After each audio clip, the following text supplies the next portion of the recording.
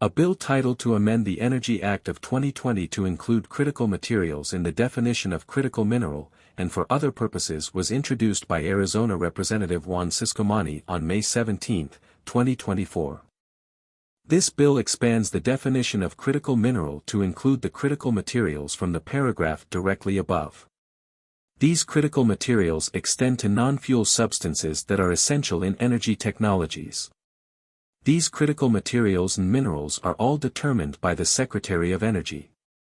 Once the Secretary of Energy makes a determination of a critical substance, they have 45 days to update the list that contains all critical materials and minerals. Primary impact: legal text and government doctrine can be very confusing since words have very specific meanings, even if they are commonly used to replace one another in everyday language use. The difference between mineral and material is a minor one, but it is a difference, especially when it comes to government actions. Since these substances are classified as critical, the government will take special interest in them and certain legal measures, sanctions, restrictions, and compromises will be made in order to protect or acquire them.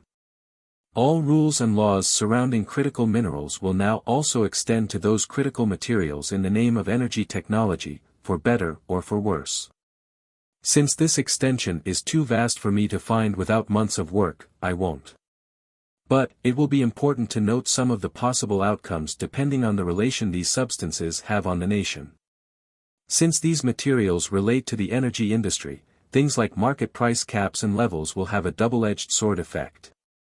Prices will be stable, making the price to use energy more level over long periods of time, but they will be inefficient, making inflation on these and other goods and services rise, in both short and long-term views.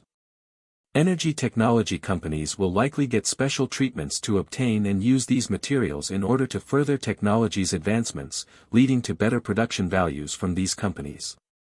The downside: there is a potential companies that get the materials won't be the best companies to utilize them, as resource allocation is vital to finding the best advancements. Finally, areas that contain these materials, much like oil, may be taken by the government in order to ensure the procurement of these materials, even if they are on private property, native reservations, or nationally protected lands like parks. This will ensure the materials are found and extracted, but the owners of land will be given the minimal amount of compensation, as required by law, and reservations and national landmarks may be permanently damaged or destroyed. I also post the in-depth explanations on YouTube and Spotify, for ease of access to all users.